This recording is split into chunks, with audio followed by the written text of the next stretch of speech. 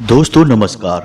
कुंभ राशि वाले मेरे मित्रों, आप सभी का आज के ज्योतिष के इस चेतावनी भरे कार्यक्रम में बहुत बहुत स्वागत है। हृदय से अभिनंदन है।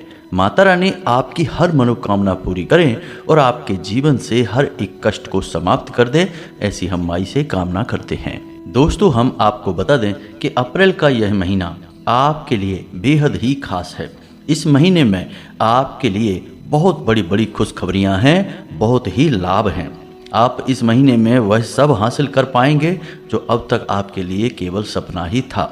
लेकिन दोस्तों, जहां अच्छाई होती है वहां बुराई भी उतनी ही प्रबल होती है, जैसे कि प्रकाश के साथ छाया होती है। तो अब आपको हम बता दें कि जैसे आपके ग्रहों की चाल अच्छी है, आपको लाभ देने वाली है, वैसे ही नकारात्मक शक्तियां भी प्रबल हैं और वे आपको घेरना चाहती हैं। हमेशा यही तो हुआ है आपके साथ जीवन में कि जब भी आपके जीवन में सुख के पल आए हैं, किसी न किसी की नज़र लग गई है या कुछ ऐसा हो गया है कि वे आपसे छिन भी गए हैं, आपने उनका आनंद भी नहीं ले पाया है। अब ऐसा ही कुछ इस महीने में भी होने वाला है। खुशियां तो आपको मिलेंगी, लेकिन वे खुशियां आपसे छीनी भी जाएंगी। और वे खुशियां आपसे ना छिने, इसके लिए हम आपको बता दें कि आपको ये 5 गलतियां भूल कर भी नहीं करनी है। जी हाँ दोस्तों, ये 5 गलतियां आपको हम बता दें कि इन गलतियों को यदि आपने गलती से भी कर दिया तो आपकी जो अच्छी ग्रहों की चाल है, जो ग्रह दशा आपके अनुकूल है, वह आपको कोई भी लाभ नहीं दे पाएगी।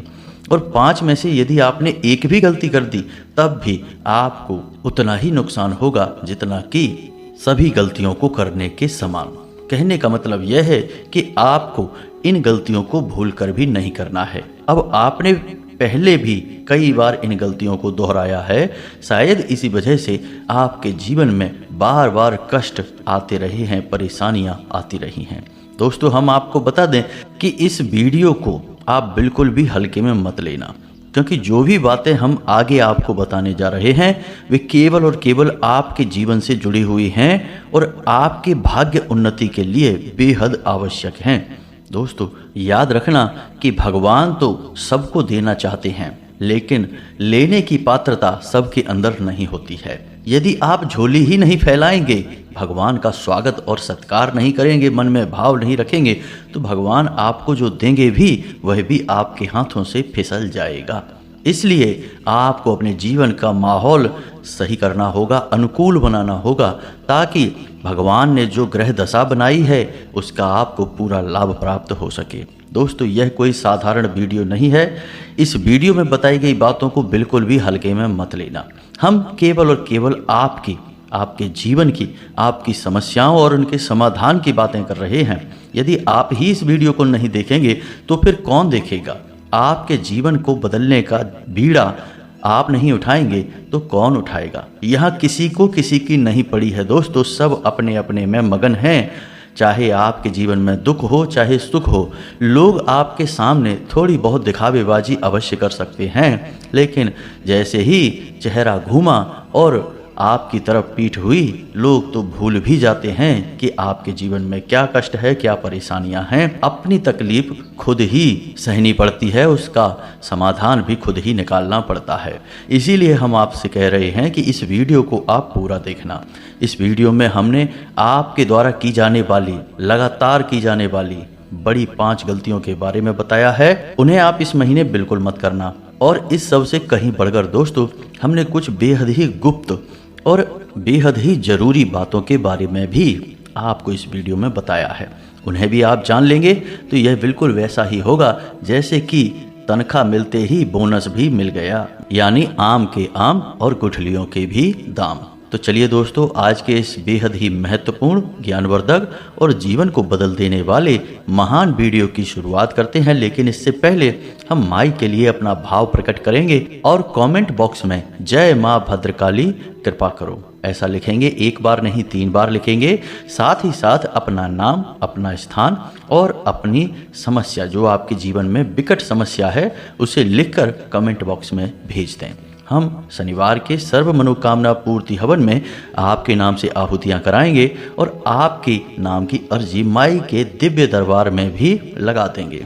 दोस्तों, हजारों लोगों को इस क्रिया से लाभ मिल चुका है, आप भी ले लीजिए। और यह माई की आज्ञा से संचालित कार्य है, यानी कि माई खुद चाहती हैं कि आप इस कार्य में शामिल हो और अपने जीवन को सरल बनाएं। इसी के साथ साथ दोस्तों, माई के इस दास का आपसे एक छोटा सा निवेदन और है कि यदि आप हमारे चैनल पर पहली बार आए हैं तो इसे सब्सक्राइब करके बगल में जो घंटी का निशान है उसे भी अवश्य दबा दें। इससे आप हमारे और माई के दिव्य परिवार के सदस्य बन जाएंगे।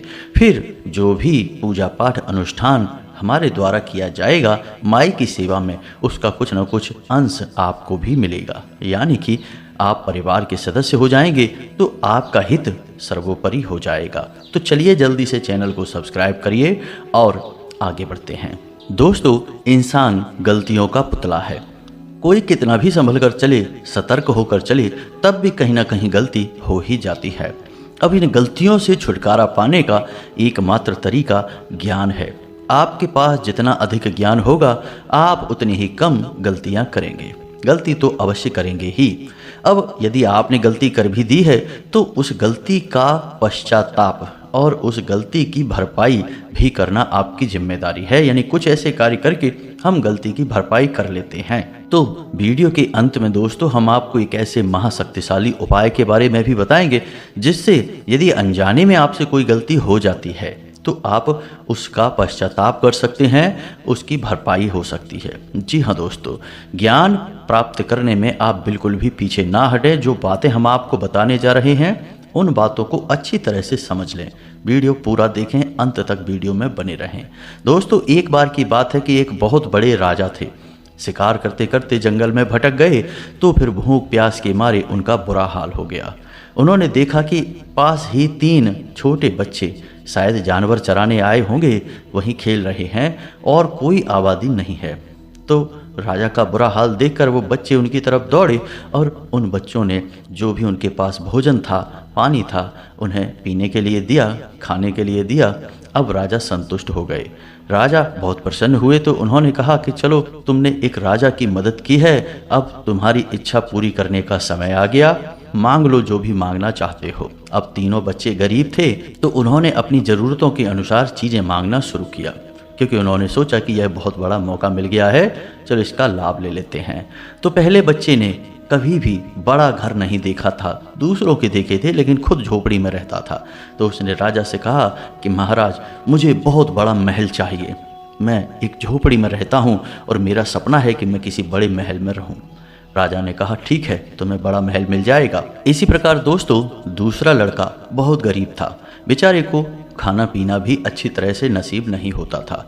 तो उसने कहा कि महाराज, मुझे ना केवल अच्छा महल चाहिए बल्कि जीवन भर स्वादिष्ट भोजन मिलता रहे, ऐसी व्यवस्था भी चाहिए, यानी कि ढेर सारा धन मिल जाए तो मेरी बात बन जाए, जिससे मैं भोजन भी कर पाऊंगा और अपने लिए एक बड़ा महल घर भी बनवा पाऊंगा। राजा ने कहा ठीक है, तुम्हें ढेर सारा धन मिल जाएगा।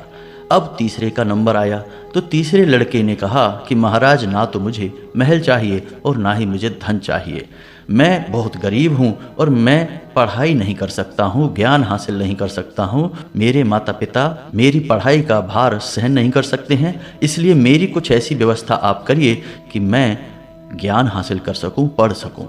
राजा ने कहा ठीक है, ये छोटी सी बात है, उसके लिए व्यवस्था कर दी गई। अब जब वह लड़का जो पढ़ रहा था वह अच्छी पढ़ाई कर चुका तो उसे राजा ने अपने ही दरबार में एक मंत्री का पद दे दिया और वह राजा का सलाहकार बन गया। अब कई साल बीत गए तो राजा के मन में आया कि एक लड़का तो मेरे पास ही है, अब उन 2 लड़कों का क्या हुआ, उसके बारे में जानकारी निकालते हैं।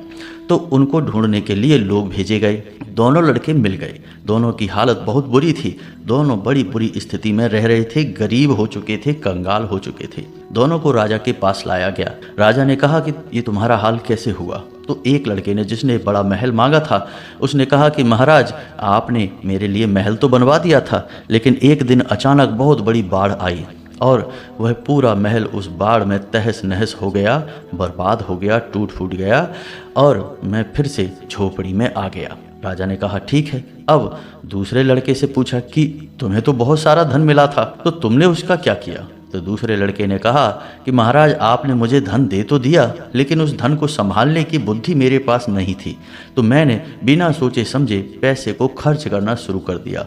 इसी के साथ साथ मेरे अंदर कई बुराइयां भी उत्पन्न हो गईं, जैसे जुआ, शराब और वेश्यावृत्ति की भी आदतें उत्पन्न हो गईं समय के अनुसार, और धीरे धीरे मेरा सारा धन समाप्त हो गया। लेकिन मेरे जीवन की दुर्दशा यहीं समाप्त नहीं हुई, मेरे ऊपर तमाम दुनिया भर का कर्जा भी लद गया, जिसकी वजह से मुझे इस गांव से उस गांव छुप कर रहना पड़ता है, लोगों से बचना पड़ता है। यानी कि इसकी स्थिति तो और भी बुरी थी। अब तीसरा, जिसने ज्ञान हासिल किया था वह निर्धन भी नहीं था और राजा की संरक्षण में भी था। तो अब इस कहानी से क्या सीख मिलती है? दोस्तों, जीवन में चाहे कुछ भी चला जाए, लेकिन आपके पास जो ज्ञान है वह कभी नहीं जाता है।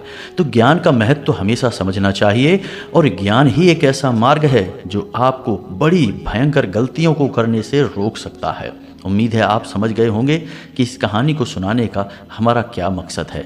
दोस्तों, असल में यह कहानी हमारी, आपकी और समाज में, दुनिया में रह रहे हर एक इंसान की है। हम भगवान से क्या मांगते हैं मंदिर में जा जाकर? भगवान हमें गाड़ी दे दो, घर दे दो, नौकरी दे दो, व्यापार बिजनेस दे दो, उल्टी सीधी चीजें मांगते हैं। क्यों ना हम भगवान से यह मांगे कि भगवान आप हमें अपना साथ दे दो, आप हमारी बुद्धि में विवेक उत्पन्न कर दो, आप हमें ज्ञान दे दो। क्यों ना हम भगवान से यह मांगे कि भगवान हम जो भी कार्य करें वह आपके साथ करें, आप हमारे साथ रहें, और जब आप हमारे साथ होंगे तो फिर चाहे जीत हो चाहे हार हो, सब में आनंद आएगा। दोस्तों, याद रखना कि सुख का उल्टा दुख होता है, लेकिन आनंद का उल्टा कुछ भी नहीं होता। आनंद का कोई विलोम शब्द नहीं है। यानी कि भगवान के साथ रहने में आनंद प्राप्त होता है। फिर सुख की कामना कोई मूर्ख ही करेगा। तभी तो अर्जुन ने कृष्ण का साथ मांगा, ना कि उनकी सेना। उम्मीद है कि आप समझ गए होंगे कि हम आपको क्या बताना चाहते हैं। अब बात करते हैं आज के इस मुख्य बिंदु की, कि ये 5 गलतियां आपको भूल कर भी अप्रैल के इस खास महीने में नहीं करनी है। अब ये 5 गलतियां कौन सी हैं, ध्यान से समझिए। दोस्तों, हम आपको बता दें कि अप्रैल की शुरुआत में ही बुध ग्रह मेष राशि में वक्री हैं। अब मेष प्रथम राशि है, यानी कि इनका प्रभाव संपूर्ण राशि चक्र पर पड़ेगा।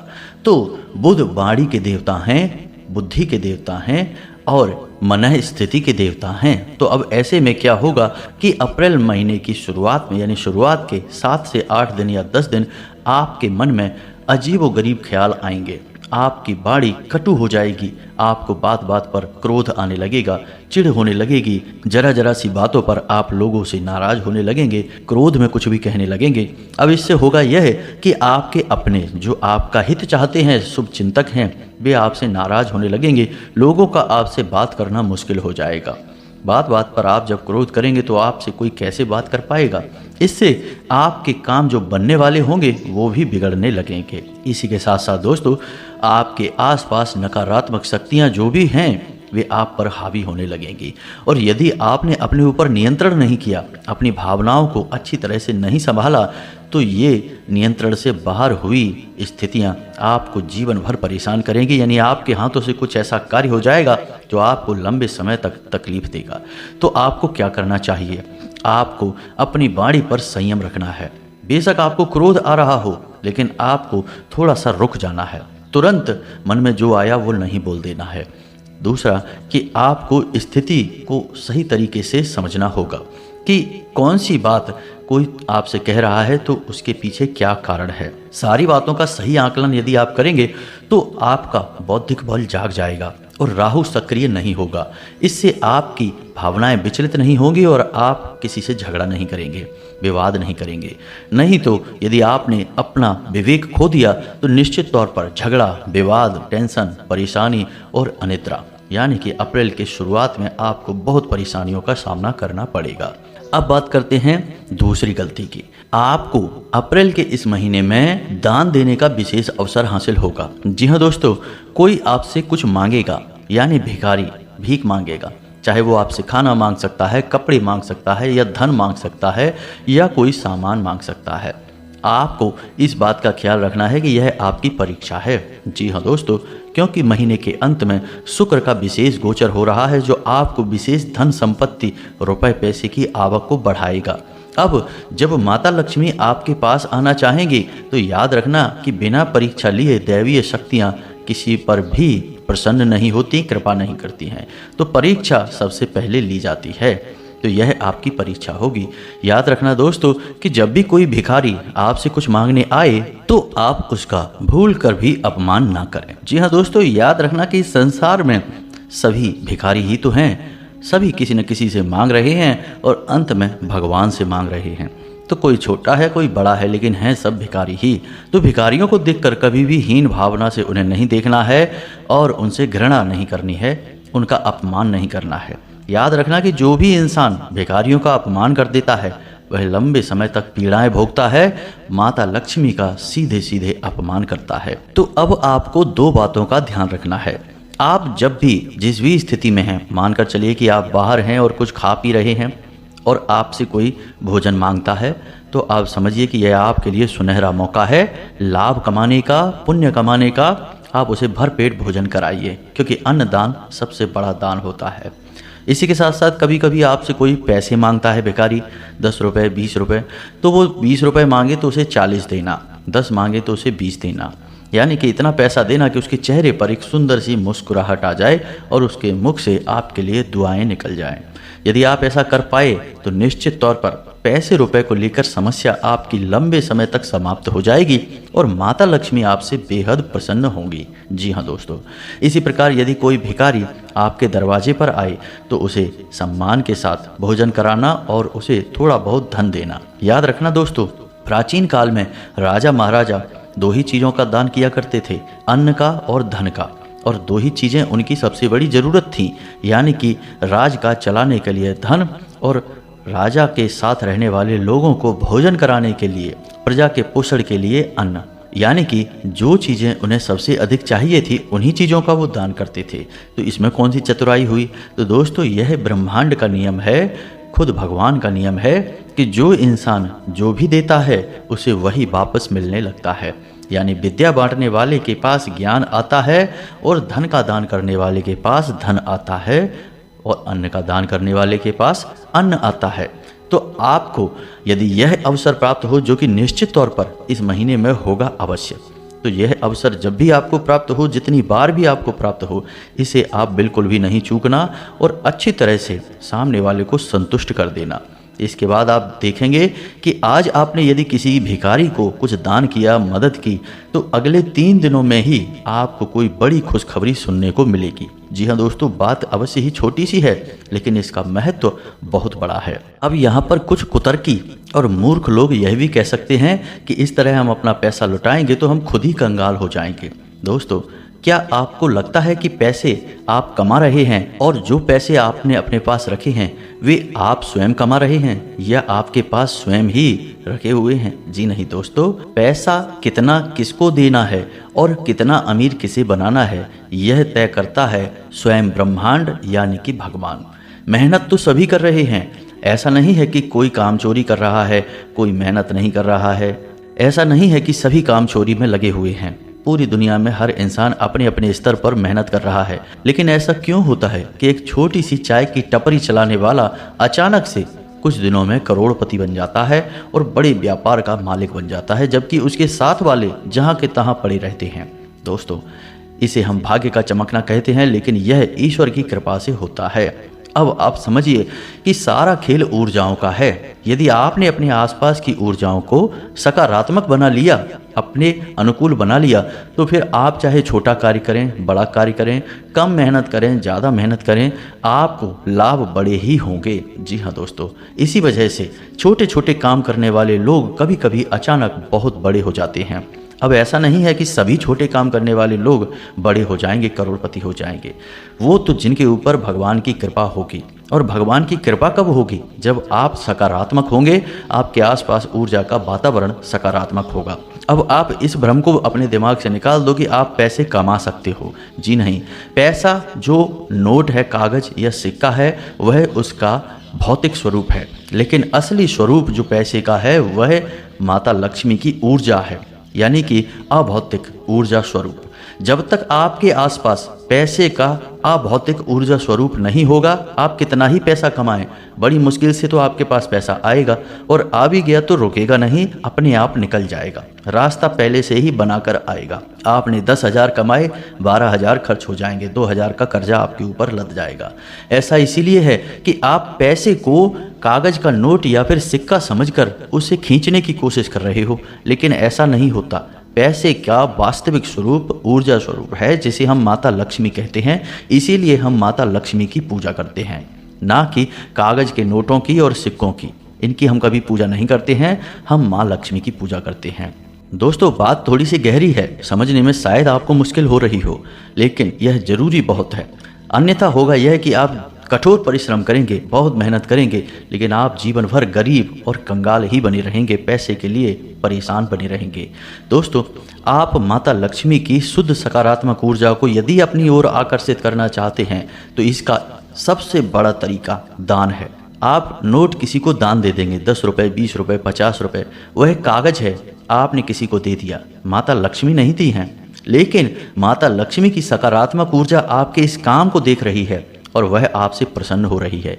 फिर आपके पास माता लक्ष्मी की सकारात्मक ऊर्जा आएगी, जो बेशक आपको दिखाई नहीं देगी, लेकिन जैसे ही वह ऊर्जा आपके आसपास आएगी तो आपने जो भी पैसे किसी को दान दिए हैं वे सैकड़ों हजारों गुना बनकर आपके पास वापस आने लगेंगे। इसीलिए हमारे हिंदू धर्म में, सनातनी परंपरा में दान का बहुत बड़ा महत्व है। इसे सर्वोपरि पुण्य कहा गया है। इसी के साथ साथ हम आपको बता दें कि तीसरा कार्य जो आपको भूल कर भी नहीं करना है वह है किसी महिला का अपमान। जी हाँ दोस्तों, अब चाहे बात आपको कैसी भी लगे, लेकिन हमारे हिंदू धर्म में, सनातनी परंपरा में महिला को मातृ शक्ति कहा गया है, दैवीय ऊर्जा, दैवीय शक्ति कहा गया है।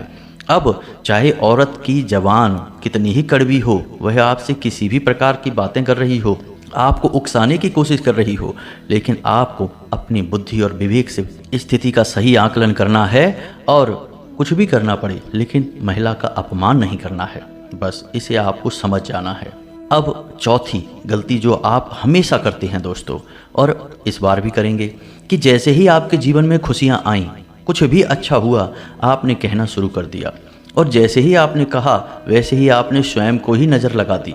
याद रखना दोस्तों कि मानकर चलिए कि आपके पास खूब सारा पैसा आ गया और आपने यह कहना शुरू कर दिया कि अब तो मेरे पास बहुत सारे पैसे हैं, अब तो मेरे पास बहुत पैसे हैं, मैं बहुत अमीर हूँ, खूब पैसा आ रहा है, कोई दिक्कत नहीं है।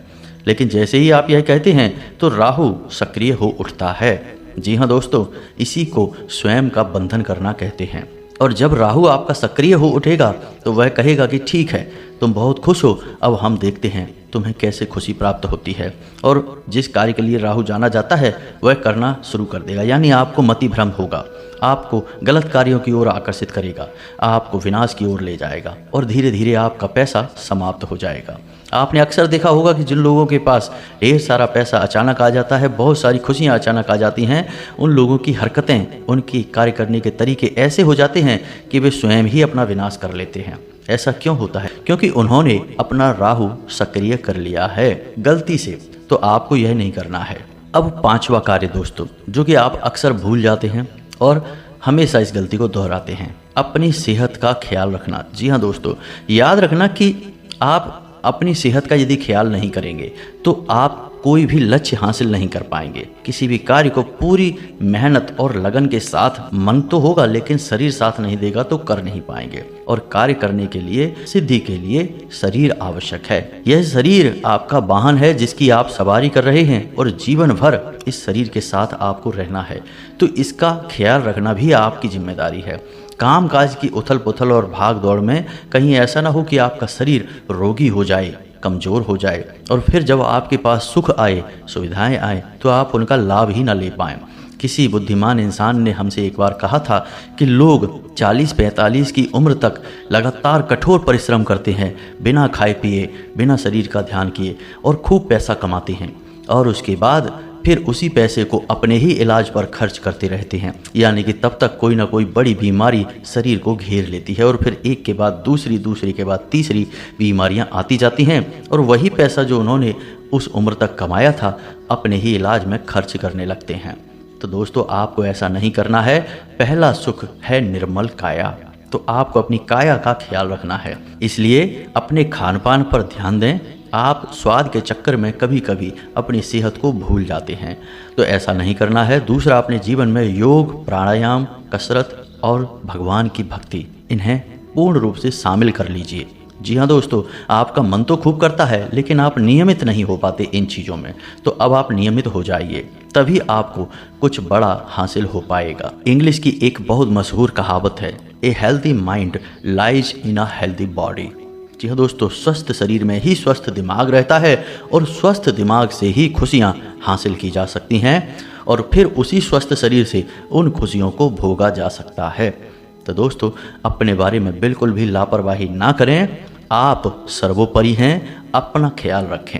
इसी के साथ साथ दोस्तों आज के इस वीडियो को विराम देते हैं। उम्मीद है कि जो बातें हमने आपको बताई हैं वे आपको अच्छी लगी हैं, आपको समझ में आई हैं।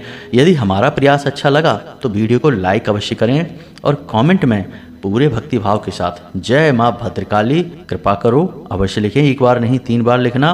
साथ ही यदि कोई प्रश्न उठता है मन में तो पूछ लें, आपके प्रश्नों के जवाब देने की हम पूरी कोशिश करेंगे। मिलते हैं अगले ज्ञानवर्धक वीडियो में, तब तक के लिए धन्यवाद।